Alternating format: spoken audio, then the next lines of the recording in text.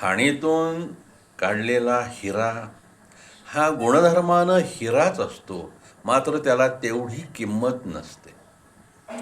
ज्या वेळेला त्याला पैलू पाडले जातात त्याच वेळेला त्याला हिरा म्हणून किंमत मिळते आणि जगामध्ये त्याचं कौतुक आणि वाहवासुद्धा होते. त्याचप्रमाणे माणूस कितीही चांगले गुणधर्म घेऊन जन्माला आलेला असला तरी त्याच्या बुद्धीवर, मनावर विशिष्ट प्रकारचे संस्कार झाल्याखेरीज त्याला सुजाण मानव ही पदवी मिळू शकत नाही. सहिष्णुता, सहृदयता, कृतज्ञता, प्रयत्नवादी असणे ह्या गुणांनी युक्त असलेला माणूसच सुजाण मानव म्हणून गणला जाऊ शकतो, हे हिऱ्याच्या तुलनेमध्ये आपण लक्षात घेतलं.